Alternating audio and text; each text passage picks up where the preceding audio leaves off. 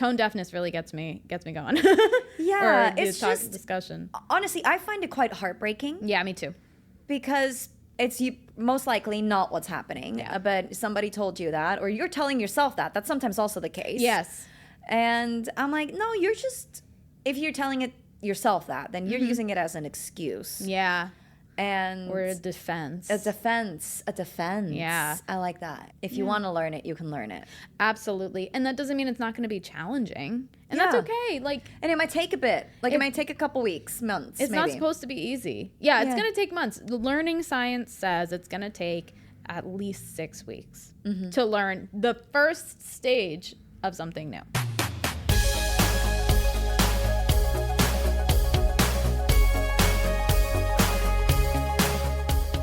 Hey Voxstar, and welcome to From Singer to Artist. I'm Lara Chapman, award-winning singer and songwriter turned viral vocal coach and the host of this show. At VoxTape Studios, we help singers from all over the world level up their voices by teaching them the 3 fundamental skills all singers need: technique, awareness, and artistry. Whether you're looking to go pro or just develop your voice for fun, my team and I are here to help. Check the link in the description to book your first session or grab some of our other resources. Alrighty, are you ready? Let's get started. Today, we are coming to you from our little New York studio. I mean, it's not ours, but we're renting it out, but close enough. Together with Coach Emily. Yeah. Hey, hello. You are joining me for a very important conversation about pitch. Pitch in singing. It's so interesting. I feel like pitch has always been like a conversation that's been like happening in my journey as a singer, as a vocal coach, and all of the above. But recently, I feel like it's showing up a lot. Yes.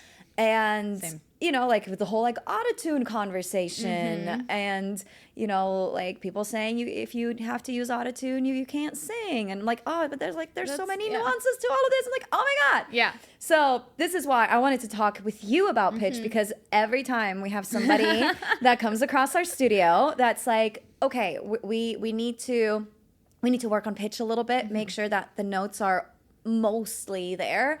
I sent them to you. Because for whatever reason, I don't know how you do it, but you work with them for a couple months and it's like not even an issue anymore. And I'm like, how did you do this?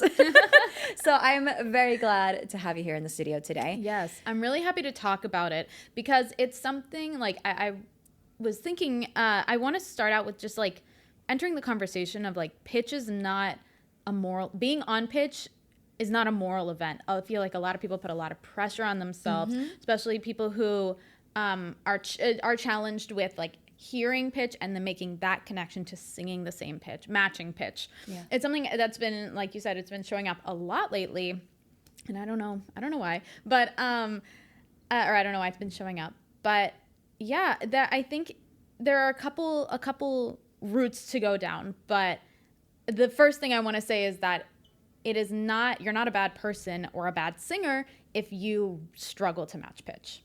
It is so much harder than what everybody makes it seem to be, matching pitch. Like, I am consistently flat in my belt range, like belt mix range. But for me, it's not a pitch issue, it's a tension issue usually. And that gets into the next thing of what's the source? Yeah. Why are you not matching pitch? Is it because you genuinely can't hear it?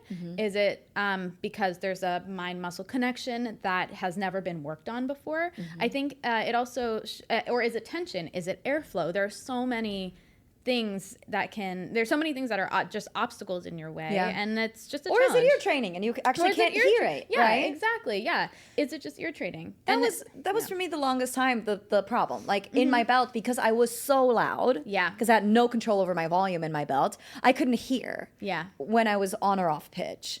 Or just like slightly under is usually what would happen. And even today, it sometimes still happens. And I'm like, my voice teacher, when I'm working with him, and he's like, up, go, just the little finger, right? That's like up. And I'm like, I literally can't hear that. I think you're lying to me. I think I am perfectly on pitch. He's like, you're 5% under. And I'm like, I can't hear that. What the heck? It's so, because there's, like, you can be quote unquote on pitch, but you can also be in the center of the pitch. Yes. And like, there's like Oh, it's a whole nuance. Yeah, there's so much nuance to it. Yeah, especially if you've ever had this experience where you hear yourself and you're like, I think I'm flat, and then you play the note and you're on the note, but something's still off. That's like when you're like misaligned, you know, you're not quite in the center of your pitch. Yes. Oh my gosh. And then sometimes we have students that come, like when they do a first time lesson with me, and they like, when you book a lesson, you fill out a little questionnaire, and I'm asking you like, you know, what do you feel like you need to work on? What's keeping you from achieving your goals? And then sometimes people say like, yeah, like my pitch isn't that great. And I'm like, oh, okay, well, we'll see. And then they sing and I'm like, yeah, what's your problem with pitch? Like Yeah. your pitch is great. Like when you're singing live, you're never going to be 100% on no. pitch. And I It's think just that's not also the reality. boring as a live performer. Yeah. If you're like, yeah, like, oh, yeah, sure, it sounds nice, but Yeah. it's more interesting to hear, yeah. You know, like that's a more fun thing to listen to and to sing. Yeah. Yes. There's a lot of nuance to it. So, but at the end of the day, yes, pitch is just one part of it. There's also your tone and the storytelling, the emotion, like all of that other stuff too. Yeah. Pitch is just one part of it. Yes. But if the pitch isn't there and we're like a little bit all over the board, then I kind of think that all of the other stuff that you can do doesn't really matter because It we can't negates. hear it Yes. because we're like, this is off pitch, right? Absolutely. So, okay, where do we start this whole conversation around pitch? Here's the exercise I use to start with everyone I notice or has mentioned struggles with pitch. Okay. So what I have them do is just like, sometimes I'll have them close their eyes and I will, So first it's just like get out of this environment, right? Get out of the fear of it. And I just kind of test the mind muscle connection part of it. So I say, I'm going to play these two notes. Usually it's a, right? And I'll play the two notes and I say, all right, I want you to hear them, hum them in your head, take a second, and then do it.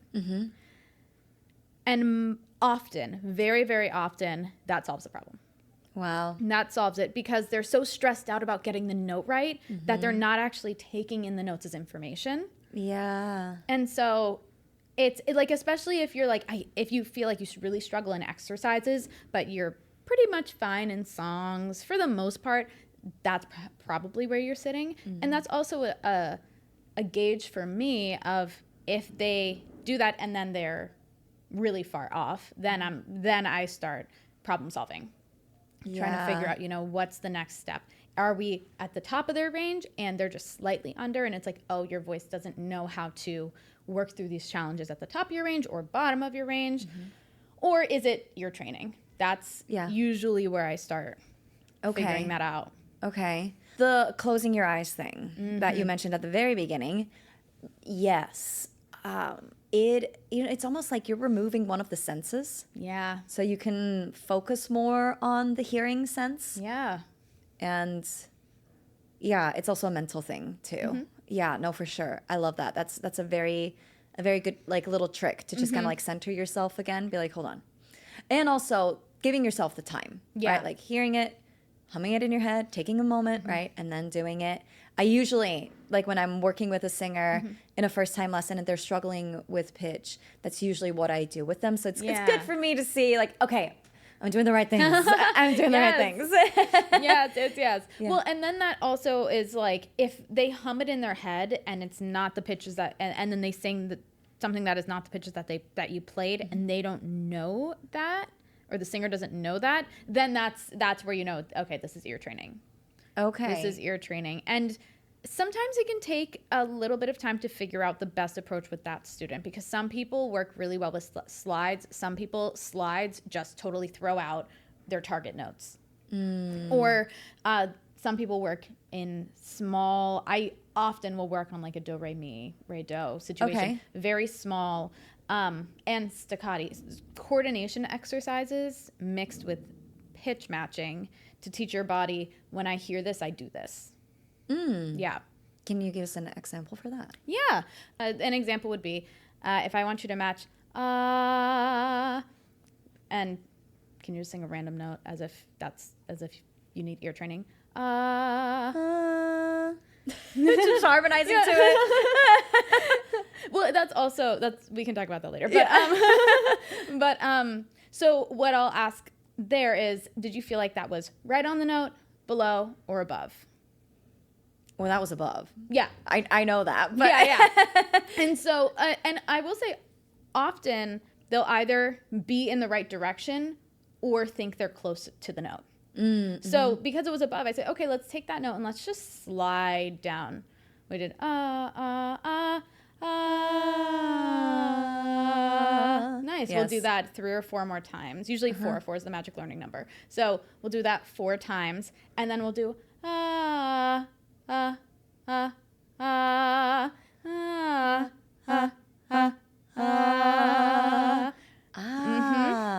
and keep doing that. And then eventually we'll cut the slide and we'll just do that.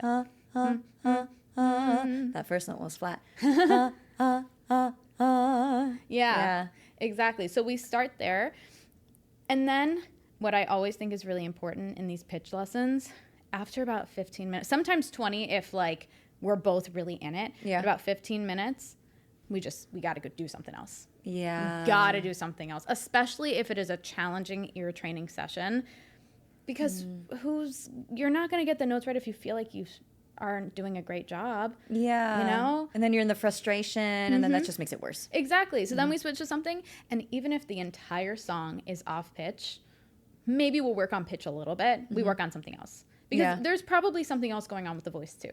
Yes. You know, like there was one student, we worked on pitch a lot, and then we would go to the song, and we mostly just worked on tension in the song and artistry and other things that once the pitch is where we want it, those things will kind of be worked out. And so not to just drill in unhelpful habits, but just to give you a break, because you need to enjoy it at the end of the day. So this is bringing up a funny story. So I was in the studio at home coaching the singer Danielle. I did a lesson with her years ago.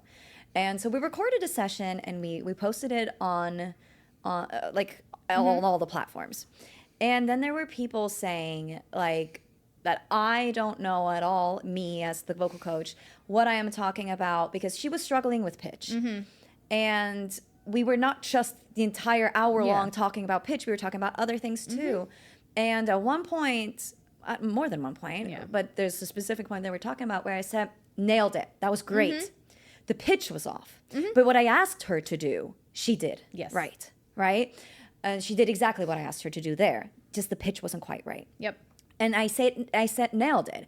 And then some of the people in the comments were like, you're a terrible teacher. You're not being truthful with this student. You're setting wrong expectations. No. Like, and they were like, nothing against you, Danielle. You're doing a great job, but like, you really need to work with someone like who knows what they're talking about. And I'm like, that's insane. I am not pretending that I know everything. I definitely do not. And I have a lot to learn. I totally understand that. But pitch isn't everything. Yes, pitch is not everything. And if you make it everything, that's where you start hating singing. Exactly. Especially if it's very hard to learn a motor skill. Like, it is so hard to do that mind-muscle connection. It's also very hard to be an adult and learn how to do something from step 0 for the first time when you're very proficient at other things. So I think that's the approach that it's a very similar to the approach that I take of like, pitch isn't everything. And great if you can sing on pitch, but you're going, like, who cares if you're on pitch? Yeah. There's nuance to it. Yes, of course. And you don't want to keep drilling something and then you lose the joy. That makes no sense. And that's what I was trying to do in that session too.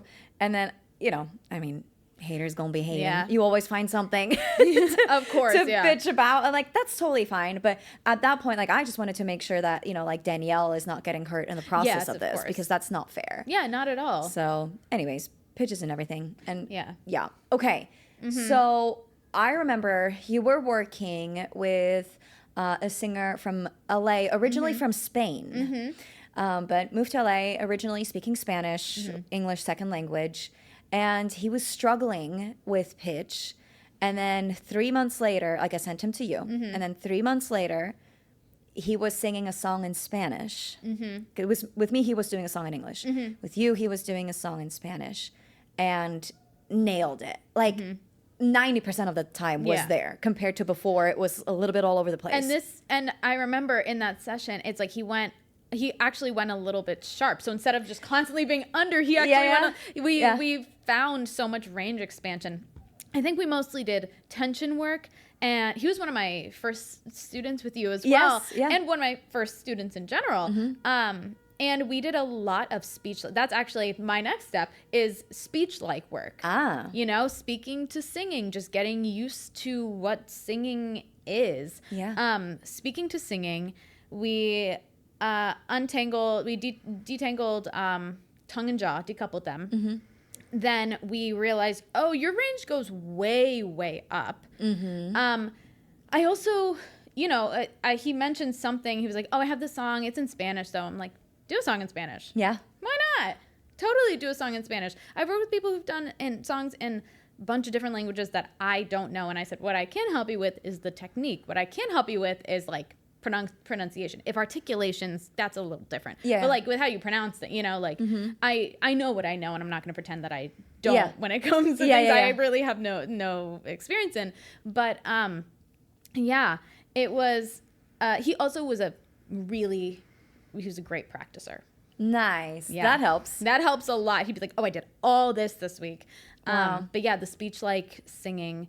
We also went down into his chest voice. He came in singing like a Selena Gomez song. That was way With me, up. he did like The Weeknd. Oh, it was The Weeknd featuring Ariana Grande. I connected The Weeknd and Selena Gomez because they dated that one time. That was my wrong. Fair. It was The Weeknd featuring Ariana Grande. It was that same song. Yeah, that sounds about right. Yeah. And it was really high. This was years ago. Yeah. This was almost 3 years ago. Yeah, and it was really high. And I was like, why don't we bulk up your chest voice a little bit? That's also like getting a gauge of what their range is the pitch matching. The problem with the pitch matching was that it was way too high. And so his body just did not know how to coordinate up there. So I was like, let's learn how to coordinate down here. Let's learn those motor skills down here, and then we can make our way up. And then we just unlocked something with that. Wow. And it was a big difference. So it sounds like for him, it was a little bit more vocal training. Yes. Than like ear training. Yes. Yeah. But when you're singing something that is outside of what your voice is comfortable doing for the moment, I'll say, it can be very challenging. Like the two can be hard to tell the difference between. Okay. Like it wasn't until we discovered, like, let's go into this chest voice, and the pitch matching was not a problem anymore. Okay. Do you think singing in his language also made a difference? Absolutely. Why? Absolutely. I think it was less to think about. I think at that stage in his training, it was very helpful. I think he liked the song more. Okay. I think he wanted to sing because Ariana Grande is awesome. Yeah. He wanted to sing that other song. Yeah. And I think he genuinely connected to, again, it was years ago. I can't remember the song in Spanish, but he genuinely connected to that one more. Yeah. Okay. Cool. Yeah. So if you're struggling with one song, maybe try something else. Try something totally different. I think also helps. It's also getting out of the box of what you think you should be doing, or, oh, I really want to sing this type of song, even though it's totally uncomfortable for me. Yeah. Try something else. Doesn't mean we have to say no to these and never to these, but just try something totally in the opposite direction. Try something really low. Like even I know that my prima voce is sweet spot in your voice. Way up here, right? Like in belting and in head voice. Like that's kind of where I feel very comfortable and I like the sound. But that does not mean I still train my and it sounds so easy because it is. And I'm like, get in chest voice. Fair enough. Okay. I want to know your opinion on being tone deaf. Because I actually just 2 days ago, somebody sent me an email and it was like, my choir director told me I'm tone deaf. And this person's approaching 70, right? And so it's like, I'm taking voice lessons, like nothing's helping. I don't know what I'm doing. But I now started like speaking songs instead of like singing them. And then I listened to him do that. He sent me like a YouTube video and whatnot. So I listened to it, and his rhythm, like his timing, his groove, like all of that, even though he was just speaking it, was so spot on. Yeah. That I have a really hard time believing that he has no sense for pitch. Yeah. I just don't believe it. Tone deaf is hard because it technically exists, and people who are tone deaf tend to not like the sound of music. Not the musical, maybe the musical too, but the actual sound of music. They don't like listening to it. There's something about music that just doesn't connect. Yeah. So it's not impossible. It is likely not the case, and it was likely thrown at you as an insult, which is the worst part. I mean, maybe it's not the worst part, but it's I think it's pretty pretty bad. bad. The amount of people who are like, I'm tone deaf. I've been told I'm tone deaf. I was put I even have like someone in my family who was like, I was told to mouth the lyrics in the choir. Yes. So many people, and it's like, just foster them and connect yourself to a love of music. But yeah, tone deafness is you're probably not tone deaf. You're probably not tone deaf. Yeah. Well, I always say that if you can identify when somebody else is singing off pitch, you're not tone deaf. Because tone deaf people can't hear that. Exactly. Sometimes it's difficult to hear it in your own voice, but it's much easier to hear it in somebody else. Yeah. So if you can hear that, then you're not tone deaf and you can learn it. Yeah. It might take a little bit of practice, and I'm sorry that you weren't naturally born, with the skill of matching pitch perfectly, but it's still something you can learn. And a lot of your students are proof for that. Yeah, I think, and it's just, it makes me happy to see people who like no longer have to struggle with what I'll say with my full chest, that's the hardest part. The hardest, if you have to learn how to match pitch, that's probably the hardest part of singing. Yeah, I would agree with that. And it's okay if that's just how you connect with music. And there's probably some sort of, again, like an obstacle there, and it's probably a mental obstacle, or it's just the mind muscle connection. It's the same thing. Have you ever watched someone dance who isn't very coordinated and is just like flinging their body around, has no idea of spatial awareness? Yeah. Like, I always love watching those videos, like a Zumba class, where there's always one person just like going in the opposite direction of where everybody else is going. I'm like, she's living her life. Exactly. Let's go. and she's having the time of her life. She's having so much fun. Yes. So it's crazy how there is so much judgment when it comes to singing with that. Like, I feel like a lot of people joke that like, oh, I'm not a dancer, ha ha ha. But like, it feels embarrassing to not to be like, oh, I can't match pitch, Yeah. Or they joke like, oh, I can't sing, and it's like, you probably can. Yeah. That's also my thing. You probably can sing. Yeah. Yeah. You can at least learn to get better at it too. Yes. Right? You can learn. I was talking to someone, I was like, not everyone is going to be an Olympian, and that's okay. Yeah. You can be phenomenal at whatever sport. Now we're getting into sports, so fun. Yeah. You can be phenomenal at swimming, but that doesn't mean you're going to be an Olympian, and that's okay. Like, a lot of these Olympians were born and then they learned how to swim, and then somehow they always did it. Then they always did it perfectly, or not perfectly, but wonderfully, to the point of like recognition, competition, whatever. Yeah. Right? Like, I know for me, I am fortunate to, I was born singing all the time, so that makes a lot of things easier. I was not born dancing. I took I've taken a lot of dance classes in my life. I'm coordinated. I can't kick my face, but I also can like recognize like, I know what my skills are. I know that if you cast me as the lead in your musical and you say, here's a dance break, I'll be just fine. And that means I'm not going for a chorus line, and that's okay. Yeah. So, right. So it's like, when it comes to singing, if your range is down here and you're always speaking here, and then you sing, and then you're speaking, and then you're like, oh, I brought in finally 29, like that, pretend I belted, and you bring that in and you're like, oh, I suck. It's like, no. Me. You're talking about me. You're not a soprano Olympian. Olympian, you know? Yeah, You can be an alto Olympian. You can do, you know, but it's a whole thing. Tone deafness really gets me going. Yeah, or it's just discussion. Honestly, I find it quite heartbreaking. Yeah, me too. Because it's most likely not what's happening, but somebody told you that, or you're telling yourself that. That's sometimes also the case. Yes.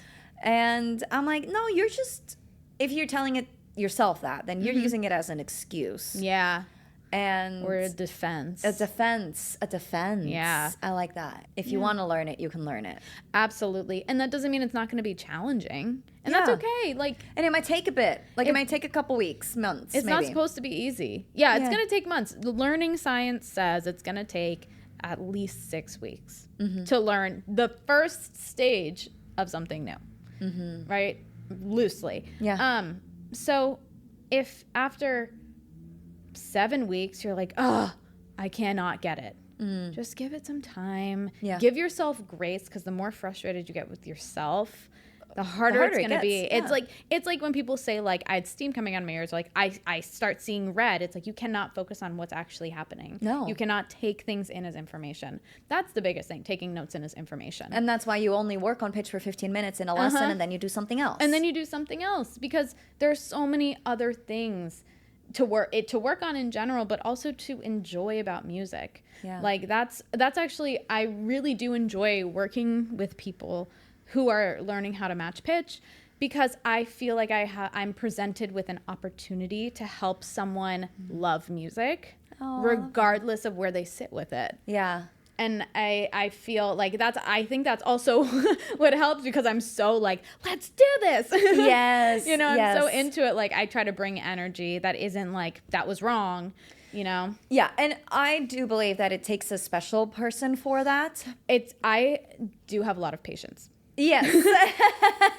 And also, you know, just like someone who's very encouraging, understanding, and like, let's try that again. Yeah. You know, it's like, just no pressure, right? Yeah. And I feel like with a lot of other like vocal coaches out there, they're like, this is the last thing I want to do. Teach you how to match pitch. Like, I want to do some more advanced stuff. Yeah.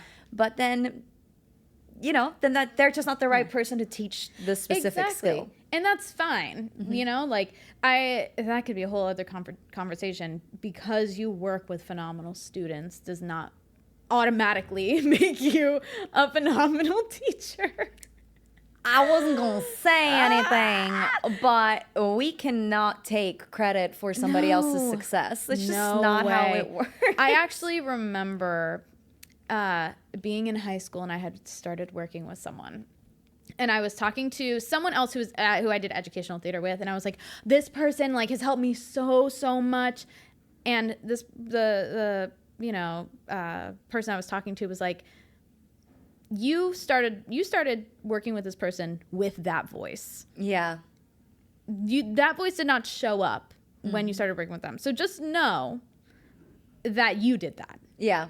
You know? Yeah. And I carry that with me as a singer, but also as a teacher, of like, you know, when people, I mean, it's a very nice thing to say when people are like, Emily did everything. Yeah, or like, Larsa she did everything. Yeah. And even you've said it too. It's like, well, I'm glad that my teaching style works with your learning style, you know, because that's really big. But that's how we moved forward, not because I'm magical. No. You know? But also because they put in the work, they right? They put in the work, yeah. We can just give them the tools, and then they put in the work to see progress. But, absolutely. You know, if you work with somebody for 3 weeks, and then they're like, now I'm amazing. I'm like, you probably already were like, amazing. Yeah, your tongue was tight.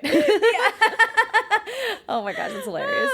Yeah. Right. Yeah. But on the conversation of pitch, like, it all ties to what we're saying of like, you just believe that you can get there. Obviously there are more steps than that, but that's the first one. Yeah. Just like take the negative self-talk out of it. The judgment out of it. And the judgment out of it, and be like, I'm learning a skill. I'm learning a skill for the first time. Go so slow. Go slower than you think you should be going. Because it's so hard to slow down. Like in a world of instant gratification. Oh yeah. It is so hard to slow down. But I always say that you have to slow down to speed up. Yes. That's how you're going to make faster progress. And I'm telling Absolutely. that to myself too. Oh yeah, me too. All the things I've said today, Yeah. I say to myself, and I'm on my way to believing them. You know? Yes, Like, yes. But absolutely, yeah. Slow down to speed up. You're learning something brand new for the like. You probably can't even think of a time where you've learned something a physical function for the very first time. Yeah, you don't ever. remember learning how to walk. Exactly. Right? Exactly. Even like picking up pickleball, like you can do this. You probably can already do this swinging motion with your arms. Now you know you're fine tuning it. Like with this, we're learning how to coordinate muscles that if you're working on pitch have never coordinated in this way before. Yeah. I say that a lot about like when people have a lot of tension and that makes them feel bad. I'm like, we're telling all these muscles that were designed to eat to do the exact opposite. Relax the constrictors, don't swallow. Put the tongue forward, don't bring the food back. Yeah. Release the jaw, don't bite down on the food. You know, like that's the whole point Yeah. of other than, you know, making beautiful, beautiful sounds of this whole mechanism. So, you know, it's easier said than done, you know, but have grace for yourself because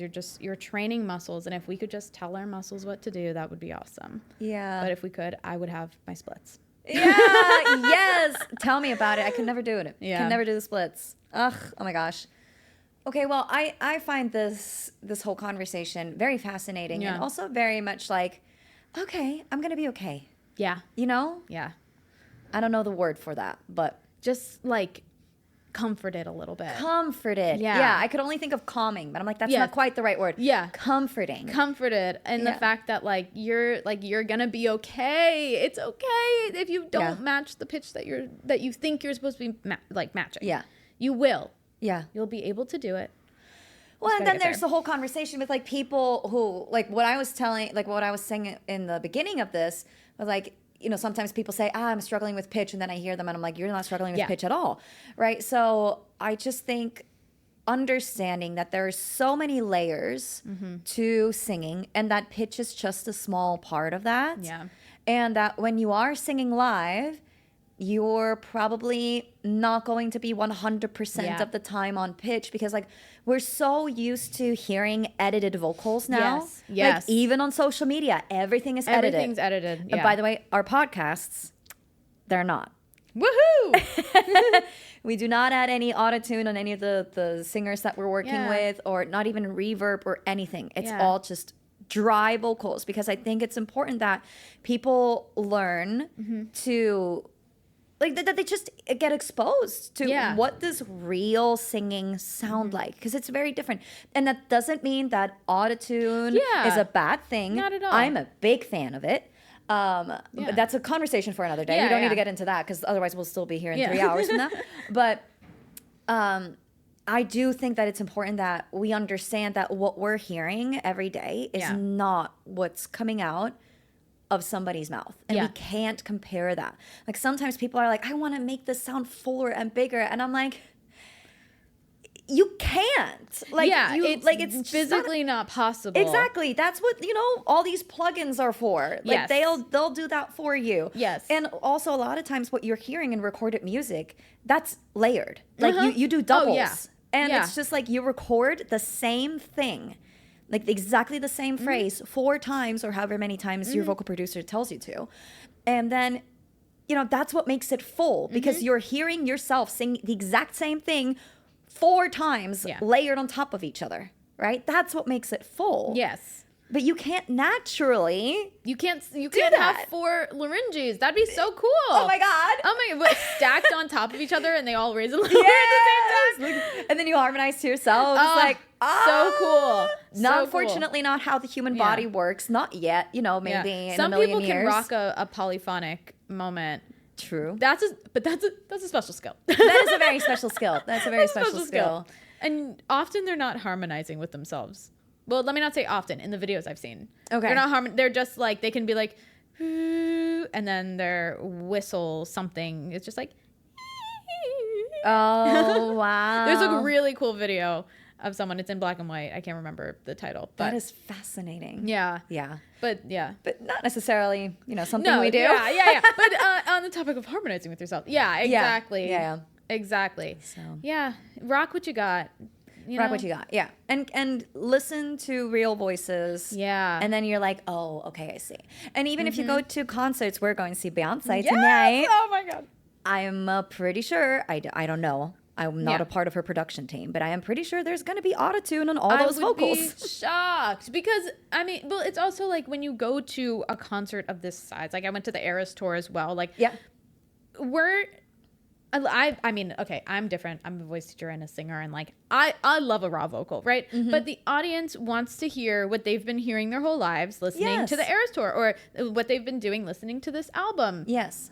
So, and we're looking for a lot of dancing. It's like, think about J-Lo. If you went to a J-Lo concert and she just stood there with a mic, that's not really why we're going to see J-Lo. No. Or like years and years ago, early Britney. We're not going to see Britney so she can just like stand there and sing to the mic. It's because we're looking for a full performance. So often that full performance will include, you need a little bit of auto-tune so you're not hearing like as you're doing it.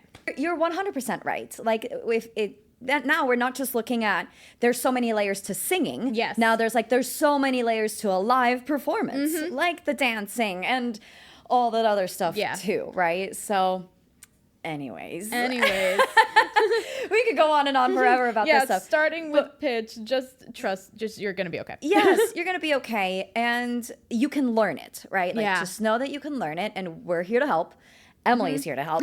She's the expert. And don't get frustrated with yourself. Yes. Be patient. Have grace. And you can do it. And you can probably do it faster than you think you can, but don't rush yourself. If you go slowly, you'll progress. Exactly. If you think I'm going to take an hour on this instead of 10 minutes, you'll probably do it in fewer weeks, Yes. In that whole, Yeah. I love that. So, pitch is not everything, but you can learn it. Yeah. No matter how bad you think you are at pitch. Yeah. And stop calling yourself bad or good. It's not moral. It's not moral. That's actually, someone said that in grad school. We were talking about something and they said singing is not a moral event. It's not. You're not a good person if you can sing, and you're not a bad person if you can't. If you think that you can. It's a skill. It's a thing to do. Yeah. And as soon as you start removing that, well, then it breaks down. Yeah. A lot of things. But then you can really focus on, I'm going to learn this new skill. Yeah. I love that. Yeah. Thank you so much, Emily. Of course. Thanks for having me. No, of course. Anytime. I always love having you on. So much knowledge in your beautiful brain. Ooh, I love it. And I actually, oh my gosh, this is years ago. I created a little ear training series on YouTube. So I'll link to it. Yeah. It's unlisted because I was like, this is not like that great. But then a lot of people were like, do you have something on this? And I'm like, I guess I have it. So I never took it down. So if you wanted a little extra help with like matching pitch, if you're like, I just really cannot get the right notes, I created a little series. I'll link to it so you can check that out. If you want to take it further and you're like, no, like I'm really serious about this, book a session with us so that we can get you working with Emily, and she's going to be patient with you, encouraging you, comforting you, and just helping you actually get there, because if you have this joy for singing, do it. Do it and, learn how to match the pitches. You can learn it. We got you covered. Yeah, I love absolutely. It. Thank you so much, Emily. Thank you. All righty, guys. We'll catch you in the next one. Yeah. Bye. Bye.